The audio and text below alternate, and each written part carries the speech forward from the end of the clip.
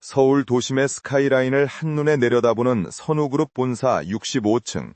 CEO 집무실의 공기는 마치 한겨울의 칼바람처럼 날카롭고 차가웠다. 최고급 이탈리아산 대리석 바닥 위로 서류 뭉치가 흩뿌려지며 둔탁한 소름을 만들어냈다. 그 소리는 숨조차 크게 쉬지 못하고 도열해 있는 비서실 직원들의 심장을 옥죄는 듯했다. 거대한 통유리창을 등지고 선 남자, 강도진의 실루엣은 마치 어둠 속에서 먹이를 노리는 맹수와도 같은 위압감을 뿜어내고 있었다. 그는 천천히 뒤를 돌아보았다. 완벽하게 재단된 짙은 네이비색 수트, 흐트러짐 없이 넘긴 헤어스타일, 그리고 무엇보다 사람의 내면을 꿰뚫어 보는 듯한 서늘한 눈동자가 그곳에 있는 모든 이들을 얼어붙게 만들었다. 지금 이게 최선이라고 들고 온 겁니까? 도진의 목소리는 결코 높지 않았다. 오히려 소름 끼칠 정도로 낮고 침착했기에 더 큰 공포를 불러일으켰다. 비서실장은 창백해진 얼굴로 입술을 달싹였지만 목구멍이 막힌 듯 아무런 말도 나오지 않았다. 이번 달에만 벌써 3번째 비서가 해고당했다. 도진은 타인의 실수를 용납하지 않는 사람이었다. 아니, 정확히 말하자면 그는 무능력을 혐오했다. 선우그룹의 후계자이자 현재의 제왕으로 군림하는 그에게 있어 직원이란 자신의 손발처럼 완벽하게 움직여야 하는 존재일 뿐이었다. 도진이 천천히 시계를 보며 혀를 찼다. 프랑스 루미에르 그룹과의 화상회의가 30분 남았습니다. 그런데 통역 자료에는 오타가 있고 시장 분석 데이터는 지난 분기 것을 참조했군요. 내 시간을 낭비하게 한 대가가 얼마나 큰지 계산이 안 됩니까? 비서실장이 무릎을 꿇으려던 찰나 집무실의 육중한 문이 열리며 또각또각 규칙적이고 자신감 넘치는 구두 소리가 정적을 깨트렸다. 모든 시선이 문 쪽으로 쏠렸다. 그곳에는 한 여자가 서 있었다. 단정한 블랙 정장 원피스에 머리를 깔끔하게 묶어 올린 그녀는 방금 전까지 이곳을 지배하던 공포심 따위는 전혀 느끼지 못하는 듯한 평온한 표정이었다. 그녀의 손에는 태블릿 PC와 얇은 가죽 파일이 들려 있었다. 그녀는 흐트러진 서류들을 밟지 않으려 우아하게 걸음을 옮겨 도진의 책상 앞으로 다가갔다. 안녕하십니까, 대표님. 오늘부로 수행비서직을 맡게 된 한여름입니다. 그녀의 목소리는 맑았지만 단단했다. 도진의 미간이 찌푸려졌다. 인사팀에서 새로운 비서를 보냈다는 보고는 받았지만 이렇게 제 발로 호랑이 굴에 걸어 들어오는 듯한 태도는 예상 밖이었다. 도진은 그녀를 위아래로 훑어보았다. 겉모습은 흠잡을 데 없이 완벽했다. 하지만 도진에게 중요한 것은 외형이 아니었다. 그는 눈짓으로 바닥에 널브러진 서류들을 가리키며 냉소적으로 말했다. 새로운 비서라. 상황 파악이 안 되나 보군. 지금 자네 선임들이 무슨 꼴을 당하고 있는지 안 보입니까? 나가서 내 눈에 안 띄게 숨어 있는 게 신상에 좋을 텐데. 한여름은 도진의 조소에도 눈 하나 깜짝하지 않았다. 오히려 그녀는 살짝 미소를 지으며 들고 있던 파일을 도진의 책상 위에 정중하게 그러나 단호하게 내려놓았다. 상황 파악은 이미 끝났습니다. 루미에르 그룹과의 협상은 예정대로 진행하셔야 합니다. 비서실장님이 준비하신 자료의 오류는 수정했고 추가로 루미에르 측이 최근 관심을 보이고 있는 친환경 리조트 사업에 대한 선우그룹의 포트폴리오를 불어와 영어 2가지 버전으로 요약해 첨부했습니다. 도진의 눈빛이 달라졌다. 그는 의구심 가득한 표정으로 여름이 내민 파일을 집어들었다. 첫 장을 넘기는 순간 그의 손동작이 멈칫했다. 완벽했다. 단순히 오타를 수정한 수준이 아니었다. 도진이 머릿속으로 구상만 하고 있던 협상 전략의 핵심이 간결하고 명확한 문장으로 정리되어 있었다. 심지어 프랑스어 번역은 현지인이 작성했다고 해도 믿을 만큼 세련된 비즈니스 용어를 구사하고 있었다. 도진은 파일을 덮고 고개를 들어 여름을 정면으로 응시했다. 처음으로 흥미라는 감정이 그의 무미건조한 눈동자에 스쳐 지나갔다. 한여름이라고 했나? 이 자료 언제 준비했습니까? 면접 대기실에서 15분, 그리고 출근해서 인수인계 받는 동안 10분 걸렸습니다. 대표님의 성향상 완벽하지 않은 데이터는 쓰레기 취급하신다는 소문을 들었거든요. 그녀의 대답은 거침이 없었다. 도진은 픽 웃음을 터뜨렸다. 자신을 앞에 두고 성향이니 쓰레기니 하는 단어를 입에 올리는 직원은 처음이었다. 하지만 기분이 나쁘지 않았다. 오히려 이 당돌함이 신선하게 느껴졌다. 도지는 손목시계를 확인했다. 회의 시작까지 20분. 그는 책상 위에 인터폰을 눌러 보안팀을 호출하려던 손길을 멈추고 대신 비서실장을 향해 손짓했다. 다들 나가봐. 그리고 한여름 비서, 당신은 남아서 회의 준비해. 비서실장과 다른 직원들이 안도의 한숨을 내쉬며 도망치듯 집무실을 빠져나갔다. 넓은 공간에 단둘이 남게 되자 묘한 긴장감이 감돌았다. 도지는 자신의 의자에 깊숙이 몸을 기대며 여름을 관찰했다. 그녀는 익숙한 듯 빔 프로젝터를 켜고 회의용 스크린을 세팅하기 시작했다. 군더더기 없는 동작이었다. 케이블을 연결하고 조명을 조절하고 도진이 마실 물의 온도까지 체크하는 그녀의 모습은 마치 오래전부터 이 자리에서 일해온 사람처럼 자연스러웠다. 도진은 문득 그녀의 얼굴을 유심히 바라보았다. 어딘가 낯이 익은 듯하면서도 전혀 기억에 없는 얼굴이었다. 우리가 전에 만난 적이 있던가? 도진의 갑작스러운 질문에 여름의 손이 아주 잠시, 찰나의 순간 멈칫했다. 하지만 그녀는 곧바로 아무 일도 없었다는 듯 태연하게 대답했다. 글쎄요.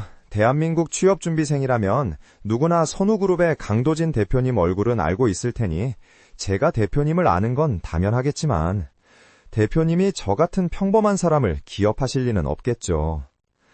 여름은 부드럽게 웃어넘겼지만 그녀의 심장은 맹렬하게 뛰고 있었다. 만난 적이 있냐고? 물론이다. 15년 전 비가 억수같이 쏟아지던 그날 당신은 아버지의 손을 뿌리치고 차갑게 돌아섰던 그 소년이었으니까. 하지만 지금은 그 이야기를 꺼낼 때가 아니었다. 여름은 감정을 억누르며 스크린에 회의 자료를 띄웠다. 루미에르 그룹과의 화상회의는 치열했다. 상대방은 깐깐하게 조건을 따지며 협상을 지연시키려 들었다. 하지만 도지는 여름이 준비해준 데이터를 바탕으로 상대의 허점을 정확히 찔러 들어갔다. 도진이 공격적인 제안을 던질 때마다 여름은 옆에서 필요한 수치와 근거 자료를 즉각적으로 제시했다. 두 사람의 호흡은 마치 오랫동안 합을 맞춰온 파트너처럼 완벽했다. 결국 루미에르 그룹의 CEO는 만족스러운 미소를 지으며 계약서에 서명하겠다는 의사를 밝혔다. 화면이 꺼지고 회의가 종료되자 도진은 넥타이를 살짝 느슨하게 풀며 길게 숨을 내쉬었다. 나쁘지 않았어. 도진에게서 나올 수 있는 최고의 칭찬이었다. 그는 자리에서 일어나 창가로 걸어가며 말했다. 내일부터 정식으로 출근해. 내 스케줄, 식사, 이동 동선, 그리고 사적인 용무까지 전부 관리하게 될 거야. 감당할 수 있겠나? 내 비서로 살아남는 건 전쟁터보다 힘들 텐데. 여름은 도진의 뒷모습을 바라보며 허리를 꼿꼿이 세웠다. 전쟁터라면 익숙합니다. 그리고 저는 패배하는 싸움은 하지 않습니다. 조진이 다시 뒤를 돌아 그녀를 보았다. 그녀의 눈빛에서 묘한 승부욕을 읽은 도진은 입가에 희미한 미소를 띄었다. 좋아, 기대해보지. 한여름 비서. 그날 밤 늦은 시간까지 야근을 마친 여름은 텅 빈 사무실을 빠져나왔다. 로비의 화려한 샹들리에가 꺼지고 경비원들의 순찰 소리만이 울리는 적막한 건물. 여름은 회전문을 나서며 차가운 밤 공기를 깊이 들이마셨다. 그녀는 핸드백에서 스마트폰을 꺼내 어딘가로 전화를 걸었다. 신호음이 몇 번 울리고 상대방이 전화를 받자 그녀의 목소리는 낮고 서늘하게 변했다. 네, 접니다. 예상대로 채용되었습니다. 아니요, 그는 저를 전혀 알아보지 못해요. 여름은 고개를 들어 선우그룹의 거대한 빌딩을 올려다보았다. 밤하늘을 찌를 듯 솟아있는 그 마천루는 권력과 부의 상징이자 그녀의 가족을 파멸로 몰고 간 괴물이었다. 유리창 너머로 보이는 65층의 불 꺼진 CEO 집무실. 그곳은 이제 그녀의 사냥터가 될 것이었다. 여름의 눈동자가 차갑게 빛났다. 낮에 보여주었던 유능하고 충직한 비서의 모습은 온데간데 없었다. 오직 복수심에 불타는 한 여자의 얼굴만이 가로등 불빛 아래 드러났다. 강도진, 당신이 가진 모든 것, 그 오만함까지 전부 바닥으로 끌어내려줄게. 이제 시작이야. 여름은 전화를 끊고 어둠 속으로 걸어 들어갔다. 그녀의 발걸음은 그 어느 때보다 가볍고도 무거웠다. 그녀는 알고 있었다. 이 싸움에서 이기기 위해서는 괴물보다 더한 괴물이 되어야 한다는 것을. 그리고 그녀는 이미 자신의 영혼을 걸 준비가 되어 있었다. 다음 날 아침, 선우그룹은 또 다른 위기에 봉착했다. 익명의 제보로 인해 그룹 계열사의 회계 부정 의혹이 인터넷 커뮤니티를 중심으로 급속도로 퍼지기 시작한 것이다. 기자들이 본사 로비로 몰려들었고 주가는 개장과 동시에 곤두박질 쳤다. 도진이 출근했을 때 로비는 아수라장이었다. 플래시 세례와 쏟아지는 질문들 속에서 도진의 표정은 굳어졌다. 경호원들이 기자들을 막아섰지만 역부족이었다. 그때 한여름이 도진의 앞을 막아섰다. 그녀는 당황하지 않고 침착하게 마이크를 든 기자를 향해 말했다. 현재 제기된 의혹에 대해서는 팩트체크가 완료되지 않았습니다. 선우그룹은 투명한 경영을 원칙으로 하며 근거 없는 루머 유포에 대해서는 법적 대응을 불사할 것입니다. 공식 입장은 1시간 뒤 배포될 보도자료를 통해 확인해 주십시오. 그녀는 그 틈을 놓치지 않고 도진을 에스코트하여 엘리베이터로 안내했다. 엘리베이터 문이 닫히고 외부와 차단되자 도진이 여름을 내려다보며 물었다. 1시간 뒤에 배포할 보도자료? 그런 게 준비되어 있나? 지금부터 만들 겁니다. 그리고 그 의혹 사실이 아니라는 증거도 이미 확보해 두었습니다. 여름은 태블릿 PC를 켜서 도진에게 보여주었다. 거기에는 해당 루머가 경쟁사에 의해 조작된 정황이 담긴 내부 통신망 로그 기록이 있었다. 도진은 놀란 눈으로 그녀를 바라보았다.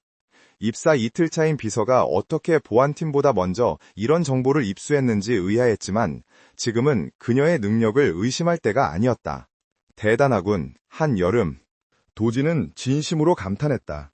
하지만 그는 몰랐다. 그 정보를 찾아낸 것이 바로 여름이 심어둔 해킹 프로그램 덕분이라는 것을.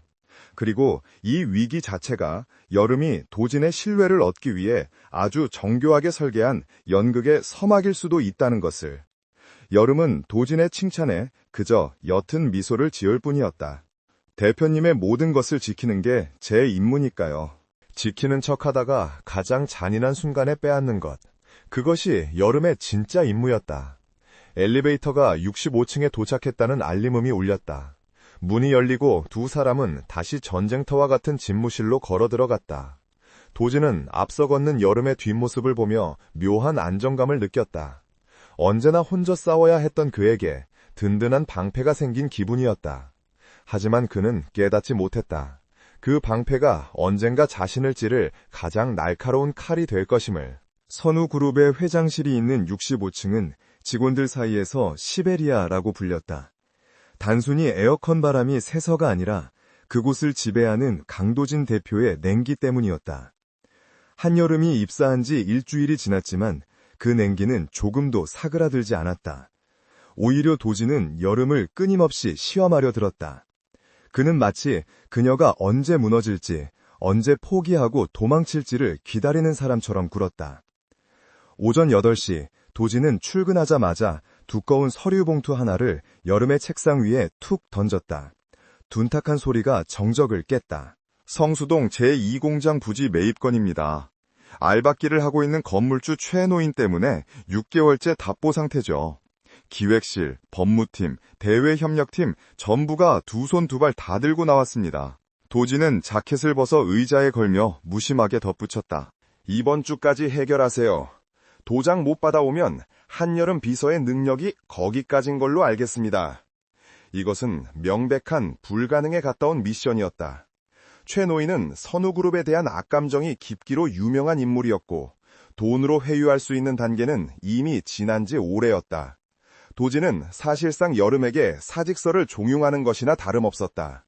그러나 여름은 서류 봉투를 집어들며 차분하게 대답했다. 알겠습니다. 3일 안에 처리하겠습니다. 도진의 눈썹이 꿈틀했다. 일주일이 아니라 3일이라니. 허세가 심하군 하고 생각하면서도 도진은 내심 그녀의 다음 행보가 궁금해졌다. 여름은 즉시 성수동으로 향했다. 낡은 2층짜리 적산가옥. 주변은 이미 철거가 시작되어 황량했지만 그 집만이 고집스럽게 자리를 지키고 있었다. 여름은 대문을 두드리는 대신 미리 조사해둔 최 노인의 뒷조사 자료를 다시 한번 훑어보았다. 그녀의 정보력은 단순히 인터넷 검색 수준이 아니었다. 그녀는 어둠의 경로를 통해 최 노인의 숨겨진 약점을 이미 파악하고 있었다. 최 노인에게는 의절한 아들이 하나 있었는데 그 아들이 도박 빚으로 인해 사채업자들에게 쫓기고 있다는 사실이었다. 노인은 겉으로는 아들을 내쳤다고 했지만 밤마다 아들의 사진을 보며 운다는 이웃의 증언이 있었다. 여름은 잔인하지만 확실한 방법을 택하기로 했다. 감정에 호소하는 척하며 가장 아픈 곳을 찌르는 것. 그것이 그녀가 배운 생존 방식이었다. 여름은 최 노인을 만났다. 노인은 소금을 뿌리며 당장 나가라고 고함을 질렀다. 하지만 여름은 물러서지 않고 핸드폰을 꺼내 녹음된 파일 하나를 재생했다. 아버지, 살려주세요. 이번에 못 갚으면 저 진짜 죽어요. 아들의 절박한 목소리가 흘러나오자 노인의 고함 소리가 뚝 그쳤다. 노인의 손이 부들부들 떨렸다. 여름은 냉정함을 유지하며 말했다. 아드님이 쓴 사채빚, 원금과 이자까지 합쳐서 3억입니다. 선우그룹이 제시한 보상금이면 빚을 갚고도 남은 여생을 편안하게 보내실 수 있습니다. 건물을 지키시겠습니까? 아니면 하나 남은 핏줄을 지키시겠습니까? 비겁한 짓이라는 건 알고 있었다. 하지만 여름에게는 도덕적 우위보다 목적 달성이 더 중요했다. 노인은 바닥에 주저앉아 오열했다. 결국 그날 오후 여름은 매매 계약서에 선명하게 찍힌 인감을 받아낼 수 있었다. 사무실로 돌아온 여름이 계약서를 도진의 책상 위에 올려놓았을 때 도진은 자신의 눈을 의심했다. 법무팀 이사조차 혀를 내두르며 포기했던 일을 이 가냘픈 비서가 단 하루 만에 해결해온 것이다. 어떻게 한 겁니까? 그 노인, 엽총까지 들고 설치던 사람인데. 사람에게는 누구나 지키고 싶은 약점이 있기 마련입니다. 그 부분을 조금 도와드렸을 뿐입니다. 여름은 구체적인 과정을 설명하진 않았다. 도진은 그녀를 빤히 응시했다. 그녀의 눈동자는 맑았지만 그 깊은 곳에는 알 수 없는 서늘함이 서려 있었다. 자신과 닮은 종류의 서늘함이었다. 도진은 처음으로 그녀를 단순한 직원이 아닌 자신과 대등한 지적 능력을 갖춘 존재로 인식하기 시작했다. 수고했습니다. 퇴근하세요. 도진의 말은 짧았지만 그 속에 담긴 신뢰의 무게는 결코 가볍지 않았다. 하지만 그날 밤 여름은 퇴근하지 않았다. 그녀는 도진이 지독한 불면증에 시달리고 있다는 사실을 알고 있었다. 도진은 모두가 퇴근한 텅 빈 사무실에 홀로 남아 밤새 서류를 검토하거나 창밖을 멍하니 바라보며 밤을 지새우곤 했다. 여름은 탕비실에서 캐모마일과 라벤더를 블렌딩한 따뜻한 차를 준비했다. 새벽 2시, 도진은 관자놀이를 짓누르는 두 통의 인상을 쓰고 있었다. 그때 노크 소리와 함께 은은한 허브 향이 코끝을 스쳤다. 아직 안 들어갔습니까? 도진이 놀라서 물었다. 여름은 김이 모락모락 나는 찻잔을 그의 앞에 내려놓았다. 대표님께서 퇴근 안 하셨는데 제가 먼저 갈 수는 없죠. 두통이 심해 보이셔서 준비했습니다. 숙면에 도움이 될 겁니다. 도진은 거절하려 했지만 향기가 너무나 유혹적이었다. 한 모금 마시자 따뜻한 기운이 온몸으로 퍼지며 긴장되었던 근육이 이완되는 느낌이 들었다. 당신 참 이상한 여자야. 겁도 없고 눈치도 빠르고. 칭찬으로 듣겠습니다. 도진은 소파에 기대어 눈을 감았다. 여름은 조명을 어둡게 조절하고 담요를 가져와 그에게 덮어주었다. 빗소리가 창문을 때리는 소리와 여름이 서류를 정리하는 사각거리는 소리가 묘한 화음을 이루었다. 도진은 평소라면 예민해서 견딜 수 없었을 그 소음들이 오늘따라 자장가처럼 들린다고 생각했다. 그리고 거짓말처럼 그는 깊은 잠에 빠져들었다. 규칙적인 숨소리가 들려오자 여름의 손길이 멈췄다. 그녀는 천천히 고개를 돌려 잠든 도진을 바라보았다. 날카롭던 눈매가 풀어진 그의 얼굴은 생각보다 훨씬 앳되고 지쳐 보였다. 천하의 강도진이 무방비하게 잠든 모습이라니. 지금이 기회였다. 여름은 소리 없이 자리에서 일어나 도진의 책상으로 다가갔다. 그녀의 시선은 도진의 개인용 컴퓨터에 고정되었다. 선우그룹의 비자금 장부와 불법 승계 관련 자료가 저장되어 있을 것으로 추정되는 판도라의 상자. 그녀는 주머니에서 특수 제작된 USB를 꺼냈다. 손이 미세하게 떨렸다. 심장이 터질 듯이 뛰었지만 그녀는 이를 악물고 USB를 포트에 꽂았다. 화면에 복사 진행 상황을 알리는 팝업 창이 떴다. 데이터 복사 중 15%, 30%. 시간이 억겁처럼 느껴졌다. 여름은 힐끔힐끔 소파 쪽을 확인했다. 도진이 뒤척이는 소리가 날 때마다 숨이 멎을 것만 같았다. 85%, 90%. 그때였다. 도진이 낮은 신음소리를 내며 몸을 비틀었다. 악몽을 꾸는 듯했다. 여름은 급히 USB를 뽑아 손에 쥐고 태연한 척 서류를 정리하는 자세를 취했다. 도진이 눈을 번쩍 떴다. 식은땀이 그의 이마를 적시고 있었다. 몽롱한 눈으로 도진이 여름을 찾았다. 한여름? 비서? 네, 대표님, 여기 있습니다. 악몽이라도 꾸셨나요? 여름이 다가가 물수건으로 그의 땀을 닦아주려 했다. 도진은 거칠게 숨을 몰아쉬다가 여름의 손목을 덥석 잡았다. 뜨거운 체온이 닿자 여름은 흠칫 놀랐다. 가지마.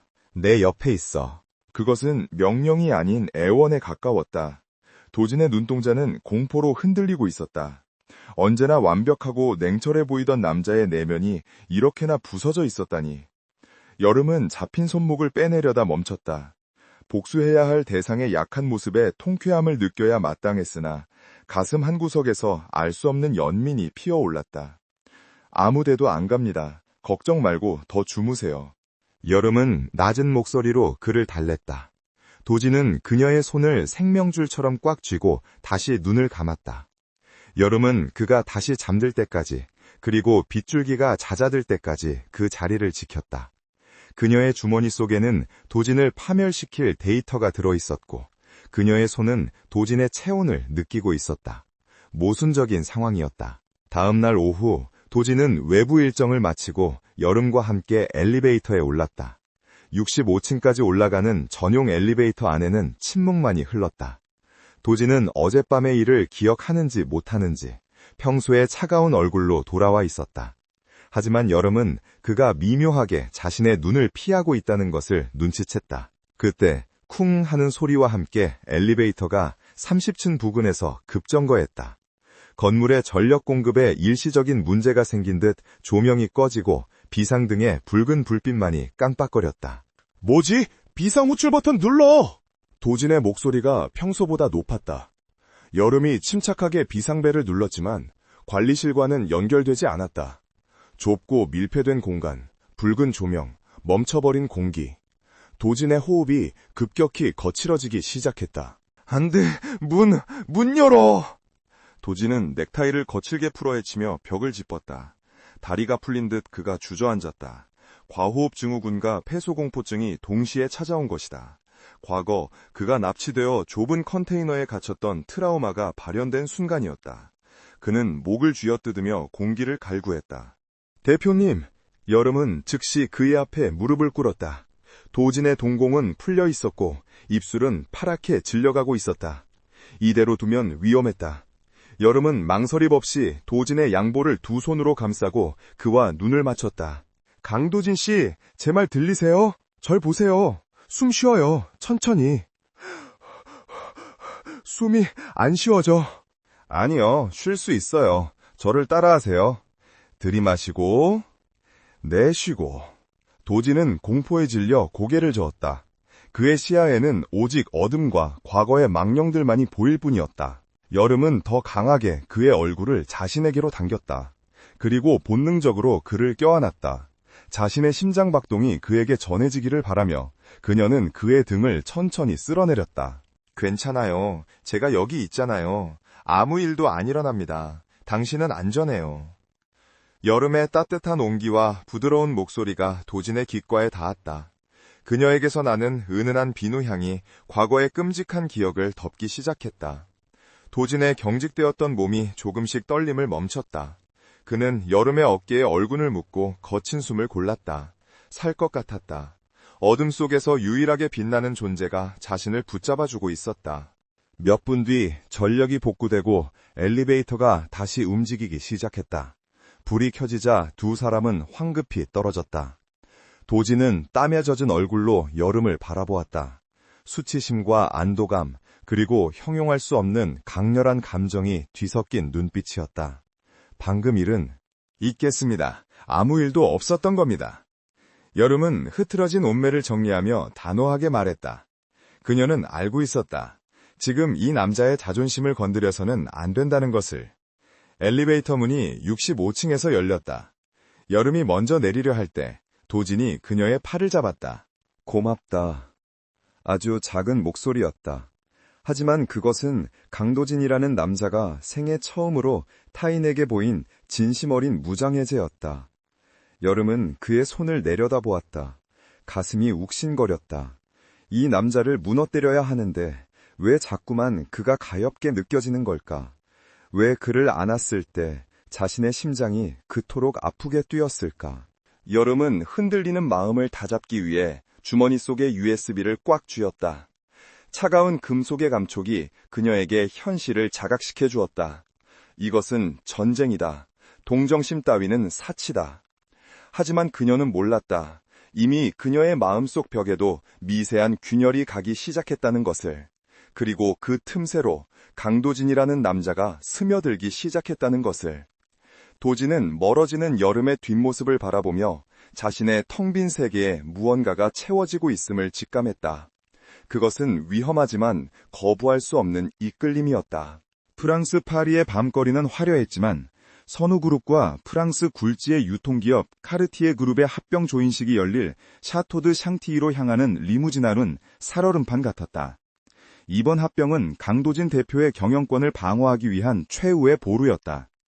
만약 이 계약이 성사되지 않는다면 호시탐탐 회장 자리를 노리는 도진의 숙부 강태산 부회장에게 명분을 내어주는 꼴이 될 것이었다. 도진은 차창밭으로 스쳐 지나가는 에펠탑의 불빛을 무심하게 바라보았다. 그의 옆에는 한여름이 태블릿 PC로 계약서의 최종 조항을 검토하고 있었다. 그녀의 집중한 옆모습은 파리의 야경보다 더 서늘하고 아름다웠다. 부회장 측 움직임이 심상치 않습니다. 현지 용역들을 고용했다는 정보가 있습니다. 이동 경로를 변경해야 할 것 같습니다. 여름이 낮은 목소리로 보고했다. 도진은 피식 웃었다. 노친네 끝까지 발악하는군. 하지만 경로를 바꾸면 약속 시간에 늦어. 그냥 간다. 도진의 명령은 절대적이었다. 그러나 리무진이 시내를 벗어나 인적 드문 숲길로 들어선 순간 여름의 우려가 현실이 되었다. 뒤따르던 검은색 밴 2대가 굉음을 내며 리무진을 에워쌌다. 쾅 하는 소리와 함께 리무진의 차체가 크게 흔들렸다. 운전기사가 당황하여 핸들을 꺾었지만 앞을 가로막은 차량 때문에 차는 가드레일을 들이받고 멈춰섰다. 대표님, 고개 숙이세요. 여름은 반사적으로 도진의 머리를 감싸 안으며 좌석 아래로 몸을 날렸다. 곧이어 둔탁한 파열음과 함께 방탄유리에 금이 가기 시작했다. 정체불명의 괴한들이 쇠파이프와 몽둥이를 들고 차 문을 부수려 하고 있었다. 운전기사는 이미 의식을 잃은 상태였다. 도진의 눈빛이 분노로 이글거렸다. 그는 재킷 안주머니에서 호신용 스프레이를 꺼내려 했지만 여름이 그보다 빨랐다. 그녀는 운전석으로 넘어가 의식을 잃은 기사를 조수석으로 밀어내고 핸들을 잡았다. 꽉 잡으세요. 혀 깨물 수 있으니 입 다무시고요. 여름의 목소리에는 한치의 망설임도 없었다. 그녀는 기어를 후진으로 넣고 엑셀을 끝까지 밟았다. 리무진은 굉음을 내며 뒤에 있던 벤을 들이받았다. 충격으로 괴한들이 나뒹구는 틈을 타 그녀는 다시 기어를 바꾸고 좁은 틈새로 차를 몰아 빠져나갔다. 마치 액션 영화의 한 장면처럼 능숙한 드라이빙 스킬이었다. 뒤에서 추격해오는 차량들의 라이트 불빛이 백미러를 어지럽게 비췄다. 빗줄기가 굵어지기 시작했다. 파리의 낭만적인 비가 아닌 생존을 위협하는 차가운 폭우였다. 추격전은 30분 넘게 이어졌다. 여름은 복잡한 숲길을 미로처럼 누비며 추격자들을 따돌리려 했었다. 하지만 타이어 하나가 펑크나면서 차체가 심하게 기울었다. 더 이상의 주행은 무리였다.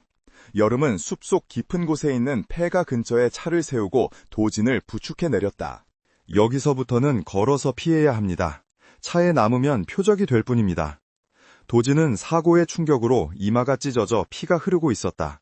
여름은 자신의 스카프를 풀어 지혈을 하며 그를 이끌었다. 두 사람은 억수같이 쏟아지는 비를 뚫고 덩쿨로 뒤덮인 낡은 산항 오두막으로 몸을 숨겼다. 문을 걸어 잠그고 나서야 거친 숨소리가 좁은 공간을 채웠다. 오두막 안은 냉기로 가득했다. 먼지 쌓인 벽난로와 낡은 소파 하나가 전부였다. 밖에서는 여전히 빗소리와 바람소리가 요란하게 울렸다. 도지는 젖은 셔츠가 몸에 달라붙어 오한을 느끼고 있었다. 여름은 주변을 뒤져 마른 장작을 찾아내고 라이터로 어렵게 불을 피웠다. 타닥타닥 타오르는 불꽃이 두 사람의 젖은 얼굴을 비쳤다. 여름은 도진에게 다가가 그의 상처를 살폈다. 상처가 깊지 않아 다행입니다. 하지만 체온 유지가 시급해요. 젖은 옷을 벗으셔야 합니다. 도지는 덜덜 떨리는 손으로 셔츠 단추를 풀려 했지만 손가락이 말을 듣지 않았다. 여름은 잠시 망설이다가 그의 손을 걷어내고 직접 단추를 풀기 시작했다. 그녀의 손길이 닿을 때마다 도진의 몸이 움찔거렸다. 셔츠가 벗겨지자 탄탄하지만 상처투성인 그의 상체가 드러났다. 오래된 흉터들, 그것은 재벌가 후계자로서 그가 겪어온 험난한 삶의 기록이었다. 당신, 정체가 뭐야? 도진이 갈라진 목소리로 물었다. 단순히 비서라고 하기에는 그녀의 대처 능력과 담력이 비상식적이었다. 운전 실력, 상황 판단력, 그리고 지금 이 순간에도 흔들리지 않는 눈빛까지. 여름은 도진의 어깨에 담요를 덮어주며 담담하게 대답했다. 말씀드렸지 않습니까? 대표님의 비서라고. 비서가 모시는 분을 위해 이 정도도 못하면 월급 받을 자격이 없죠. 거짓말! 평범한 비서는 총알 같은 속도로 차를 몰거나 피를 보고도 눈 하나 깜짝 안 하지 않아. 도진은 여름의 손목을 낚아챘다. 그의 뜨거운 시선이 여름을 관통했다. 여름은 그 시선을 피하지 않았다. 살기 위해서였습니다. 저도 죽는 건 싫으니까요. 그녀의 대답은 반은 진실이고 반은 거짓이었다. 그녀는 살아야 했다. 살아서 이 남자를 파멸시켜야 했으니까. 하지만 아이러니하게도 지금 그녀는 자신의 목숨을 걸고 그를 살리고 있었다. 도진은 잡은 손에 힘을 풀지 않은 채 그녀를 끌어당겼다. 두 사람의 거리가 한 뼘 차이로 좁혀졌다. 서로의 숨결이 닿을 듯 가까웠다. 빗물에 젖은 여름의 머리카락에서 물방울이 떨어져 도진의 가슴을 타고 흘러내렸다. 이상해. 너랑 있으면 내가 평소와 다른 사람이 되는 것 같아. 불안한데 동시에 안심이 돼. 도진의 고백은 서툴렀다. 그는 평생 누군가를 믿어본 적도 의지해본 적도 없는 고독한 제왕이었다. 그런 그가 자신의 가장 약한 모습을 보이고 생명을 맡긴 여자가 바로 눈앞에 있었다. 도진의 손이 천천히 여름의 뺨을 감쌌다. 차가운 그녀의 피부가 그의 손바닥 안에서 서서히 달아올랐다. 여름의 심장이 쿵쿵거리며 요동쳤다. 이것은 계획에 없던 일이었다. 그가 자신을 의지하게 만드는 것까지는 계산된 시나리오였지만 자신이 그에게 흔들리는 것은 오차 범위 밖이었다. 그의 눈동자 속에 비친 자신의 모습이 낯설었다. 복수심에 불타는 악귀가 아니라 사랑에 빠지기 직전의 여자처럼 보였다. 여름은 본능적으로 물러서려 했지만 도진의 입술이 그녀의 입술을 향해 다가왔다. 대표님, 여름의 입술에서 옅은 탄식이 흘러나왔다. 거부해야 한다는 이성과 받아들이고 싶은 본능이 충돌했다. 그 순간 오두막 밖에서 요란한 사이렌 소리가 들려왔다. 경찰차와 구조대의 소리였다. 긴장이 탁 풀리며 두 사람은 황급히 떨어졌다. 마법이 풀린 신데렐라처럼 현실이 그들을 덮쳐왔다. 도진은 아쉬움이 가득한 눈빛으로 여름을 바라보았고 여름은 붉어진 얼굴을 숨기기 위해 고개를 돌렸다. 구조된 후의 상황은 일사천리로 진행되었다. 프랑스 경찰의 호의를 받으며 도착한 조인식 현장에서 도진은 붕대를 감은 채 계약서에 서명했다. 피습 사건은 오히려 전화위복이 되어 도진의 강인한 리더십을 부각하는 기사가 전 세계로 타전되었다. 카르티에 그룹 측은 도진의 투혼에 감동하여 더욱 유리한 조건을 제시했다. 모든 것이 여름이 의도했든 의도하지 않았든 도진에게 유리하게 돌아가고 있었다. 호텔 스위트룸으로 돌아온 여름은 욕실 거울 앞에 섰다. 거울 속의 그녀는 지쳐 보였다. 그녀는 찬물로 세수를 하며 정신을 차리려 애썼다. 정신 차려, 한여름. 그 남자는 원수야. 아버지와 우리 가족을 지옥으로 밀어넣은 선우그룹의 핏줄이라고. 그녀는 스스로에게 최면을 걸듯 되뇌었다. 하지만 뺨에 닿았던 도진의 손길, 겁에 질린 듯 하면서도 자신을 갈구하던 그의 눈빛이 머릿속에서 떠나지 않았다. 그는 괴물이 아니었다. 그저 상처 입은 짐승일 뿐이었다. 그리고 그 상처를 보듬어주고 싶다는 위험한 생각이 독버섯처럼 자라나고 있었다. 그때 도진의 호출이 왔다. 여름은 옷매를 다듬고 그의 방으로 건너갔다. 도진은 테라스에 서서 와인잔을 들고 있었다. 파리의 야경이 그의 발 아래 펼쳐져 있었다. 왔나? 도진은 뒤도 돌아보지 않고 말했다. 몸은 좀 어떠십니까? 의사가 안정을 취하라고 했습니다. 잠이 안 와서 오늘 있었던 일 때문에 아드레날린이 과다 분비된 모양이야. 도진이 뒤를 돌아 여름에게 다가왔다. 그는 와인잔을 내려놓고 여름의 앞에 섰다. 한여름. 네, 대표님. 오늘 일 고마웠어. 단순히 업무적인 감사가 아니야. 네가 없었다면 난 오늘 죽었거나 아니면 더 끔찍한 꼴을 당했겠지. 도진은 주머니에서 작은 벨벳 상자를 꺼냈다. 원래는 계약 성사 기념으로 나 자신에게 주려던 선물이었는데 주인은 따로 있는 것 같군. 그가 상자를 열자 다이아몬드가 박힌 정교한 목걸이가 빛났다. 그것은 단순한 장신구가 아니라 선우그룹 안주인들이 대대로 물려받는 디자인과 흡사했다. 도진은 여름의 대답도 기다리지 않고 그녀의 목 뒤로 손을 뻗어 목걸이를 걸어주었다. 차가운 금속이 피부에 닿자 여름은 숨을 멈췄다. 이건 너무 과분합니다. 거절은 안 받는다. 그리고 하나 더. 도진은 목걸이를 채워준 후 그녀의 어깨를 잡고 진지하게 말했다. 한국으로 돌아가면 내 곁에 더 가까이 있어줘. 비서실장 자리 공석으로 둘 생각이다. 네가 맡아. 비서실장. 그것은 그룹의 최측근이자 모든 정보를 통제할 수 있는 자리였다. 여름이 그토록 원하던 자리였지만 막상 그 제안을 받자 기쁨보다는 두려움이 앞섰다. 그 자리로 간다는 것은 도진의 심장부로 들어간다는 뜻이었고 그를 배신했을 때 그가 받을 상처 또한 치명적이라는 뜻이었다. 제가 감당할 수 있을지 모르겠습니다. 너라면 할 수 있어. 내가 널 믿으니까. 믿는다는 말이 비수처럼 여름의 가슴을 찔렀다. 가장 잔인한 복수는 믿음을 준 사람에게 배신당하는 것이라고 했던가. 여름은 씁쓸한 미소를 지으며 고개를 숙였다. 알겠습니다. 실망시키지 않겠습니다. 도진은 만족스러운 듯 웃었다. 하지만 여름은 그 웃음을 마주볼 수 없었다. 그녀는 창밖의 어둠을 응시했다. 파리의 밤은 아름다웠지만 그녀의 마음속에는 폭풍우가 몰아치고 있었다. 이제 돌이킬 수 없다. 그녀는 강도진이라는 남자의 세계에 너무 깊이 들어와 버렸다. 그리고 그 세계를 파괴하는 순간 자신 또한 무사하지 못할 것임을 직감했다. 이제 돌이킬 수 없다. 여름은 잠든 도진의 얼굴을 바라보며 생각했다. 당신을 사람하지 않기 위해 나는 더 잔인해져야 해. 하지만 그 다짐은 이미 흔들리고 있었다. 비행기의 엔진 소리가 마치 그녀의 불안한 심장박동처럼 웅웅거렸다. 그 시각 서울의 선우그룹 부회장실. 강태사는 실패했다는 보고를 받고 분노에 차서 전화기를 집어던졌다. 강도진, 운이 좋은 놈. 하지만 언제까지 그 운이 이어질까? 그리고 그 옆에 붙어있는 개집, 한여름이라고 했나? 뒷조사 다시 해. 먼지 하나까지 다 털어서 가져와. 어둠 속에서 강태산의 눈이 뱀처럼 번뜩였다. 폭풍전야의 고요함은 이제 끝났다. 진짜 전쟁은 이제부터 시작이었다. 선우그룹의 심장부인 비서실장 자리에 앉은 한여름은 자신의 손에 들린 마스터키를 내려다보았다. 그것은 단순한 열쇠가 아니었다. 그룹의 모든 기밀 문서를 열람할 수 있는 권한이자 강도진이라는 남자의 목줄을 쥘 수 있는 치명적인 무기였다.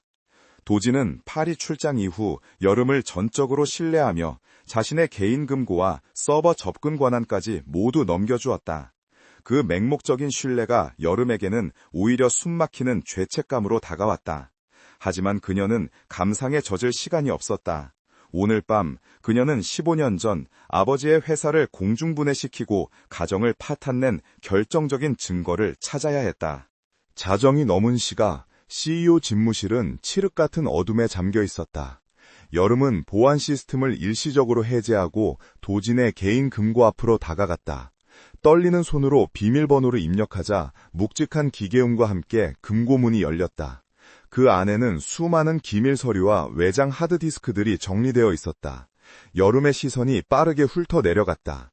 그리고 마침내 가장 구석진 곳에 놓인 낡은 서류철 하나를 발견했다. 표지에는 2009년 한일건설 인수합병건이라는 제목이 적혀 있었다. 바로 아버지의 회사였다. 여름은 떨리는 손으로 서류철을 펼쳤다. 먼지 냄새와 함께 오래된 종이 냄새가 코끝을 찔렀다. 그녀는 사리에 찬 눈빛으로 페이지를 넘겼다. 도진의 서명을 찾아내어 그를 무너뜨릴 명분을 만들 생각이었다.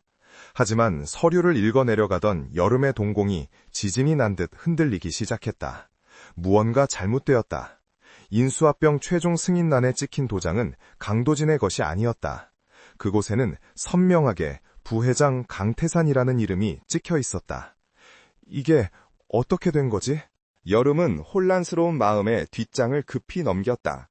당시 회의록과 내부 보고서들이 첨부되어 있었다.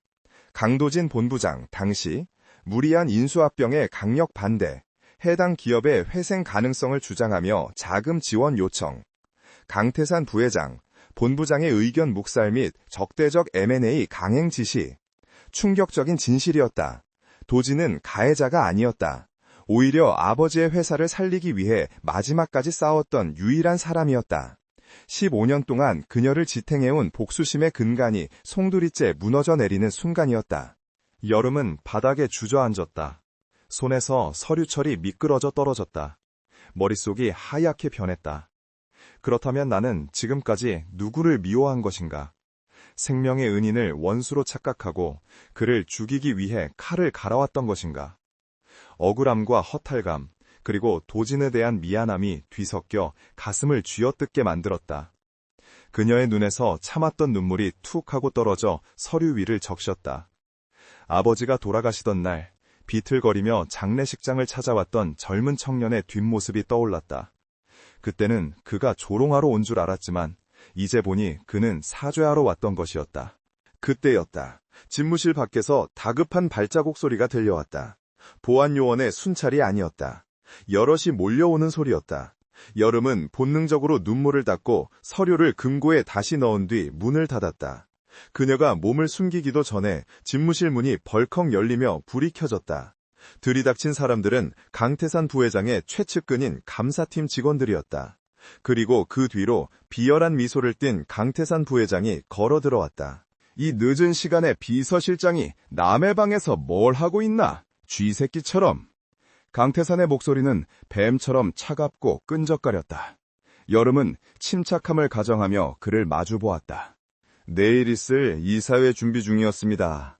부회장님께서야말로 예고도 없이 대표님 집무실엔 무슨 일이십니까? 내 조카놈의 회사 돈을 횡령해서 비자금을 조성했다는 제보가 들어와서 말이야. 감사를 좀 해야겠어. 강태산은 손짓으로 직원들에게 수색을 지시했다. 그것은 명백한 함정이었다. 도진이 비자금을 만들 리 없었다.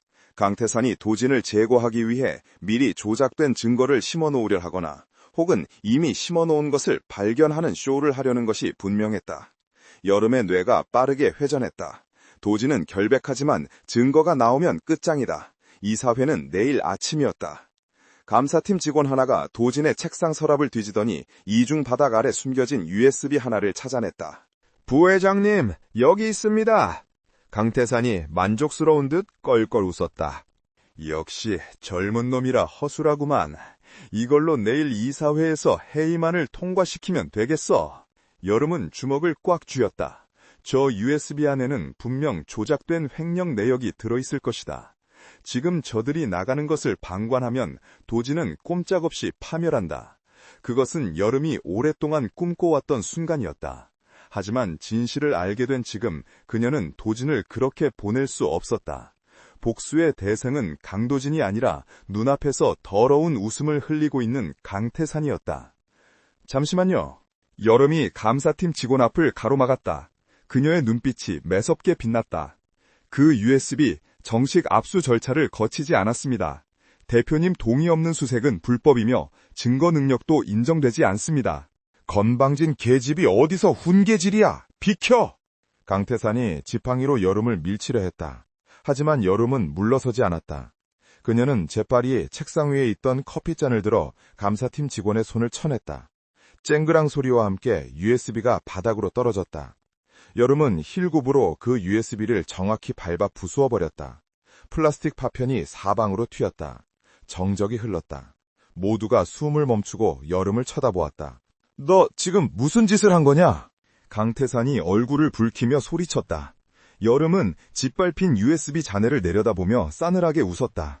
실수했습니다. 바닥이 미끄러워서요. 하지만 걱정 마십시오. 정말 대표님이 횡령하셨다면 서버에 원본 데이터가 남아있지 않겠습니까? 불법적인 USB 하나 없어진다고 진실이 가려지진 않죠.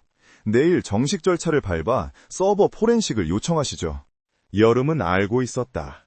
저 USB는 위조된 파일만 담겨있는 깡통이고 실제 서버에는 아무런 기록도 없다는 것을. 서버를 뒤져봤자 도진의 결백만 증명될 뿐이었다. 강태산의 얼굴이 일그러졌다. 자신의 계획이 일개 비서 때문에 틀어진 것에 분노가 치밀어 올랐지만 보는 눈이 많아 당장 그녀를 어찌할 수는 없었다. 한여름, 이름값 한번 제대로 하는군. 두고 보자. 네가 언제까지 그 자리를 지킬 수 있을지. 강태산은 씩씩거리며 직원들을 데리고 나갔다. 폭풍이 지나간 집무실에 홀로 남은 여름은 다리가 풀려 책상에 기대어 섰다. 심장이 터질 듯이 뛰었다. 그녀는 방금 자신의 손으로 도진을 살렸다. 그리고 동시에 강태산이라는 거대한 적에게 선전포고를 했다. 이제 돌아갈 길은 없었다. 그녀는 휴대폰을 꺼내 어딘가로 문자를 보냈다. 타겟 변경, 강태산 부회장, 모든 작전을 전면 수정한다. 다음 날 아침 긴급 이사회가 소집되었다. 분위기는 살벌했다. 강태산 측 이사들은 도진의 경영 능력 부재와 도덕적 해이를 문제 삼으며 공격을 퍼부었다. 하지만 결정적인 증거였던 USB가 사라진 탓에 그들의 주장은 힘을 잃었다. 오히려 도진은 여름이 밤새 준비해준 반박 자료를 토대로 강태산 측의 부실 경영을 역으로 지적하며 상황을 반전시켰다. 부회장님께서 말씀하신 계열사 적자는 부회장님께서 추천하신 낙하산 임원들의 방만 경영 때문인 것으로 확인되었습니다. 이에 대한 책임은 누가 져야 합니까? 도진의 날카로운 지적에 강태산은 입을 다물 수밖에 없었다. 이 사회는 도진의 승리로 끝났다. 회의장을 빠져나오는 도진의 표정은 그 어느 때보다 당당했다. 그는 복도에서 기다리고 있던 여름에게 다가갔다. 그의 눈은 깊은 신뢰와 고마움으로 빛나고 있었다. 보고받았어. 어젯밤 네가 날 구했다고. 도진은 주위를 의식하지 않고 여름의 손을 잡았다. 그의 손은 따뜻하고 단단했다. 예전 같았으면 그 손을 뿌리치고 싶었을 테지만 지금은 그 온기가 사무치게 아팠다. 당연히 해야 할 일을 했을 뿐입니다. 아니, 넌 내 전부를 지켰어.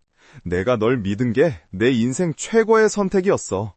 도진의 고백에 여름은 가슴 한구석이 욱신거렸다. 그는 여전히 그녀의 정체를 모른다. 자신이 그를 죽이려 했던 자객이었다는 것을 알게 된다면 저 눈빛은 어떻게 변할까? 경멸, 증오, 상상만으로도 숨이 막혔다. 여름은 결심했다. 이 남자가 진실을 알기 전에 모든 위험 요소를 제거하고 조용히 사라지겠다고. 그것이 그녀가 할 수 있는 유일한 속죄였다. 한편 분노에 찬 강태산은 자신의 사무실에서 위스키 잔을 벽에 던져 깨뜨렸다. 한여름, 그 계집이 보통 내기가 아니었어. 그의 비서가 조심스럽게 서류 한 장을 내밀었다. 부회장님, 지시하신 대로 한여름 비서실장의 뒷조사를 다시 했습니다. 그런데 흥미로운 점이 발견되었습니다. 뭔데? 한여름이라는 이름 개명한 것이고 본명은 유지민, 15년 전 부도난 한일건설 유재석 사장의 외동딸입니다. 강태산의 눈이 번뜩였다. 입가에 비릿한 웃음이 번졌다. 호호, 유재석의 딸이라. 원수의 딸이 원수의 아들을 지키고 있다? 이거 아주 재미있는 그림이 그려지는데. 그는 책상 서랍에서 15년 전 사건과 관련된 사진들을 꺼냈다. 자신이 저지른 죄를 도진에게 뒤집어 씌웠던 그 사건. 한여름이 도진에게 칼을 겨누고 있다고 생각했는데 지금은 방패 노릇을 하고 있다.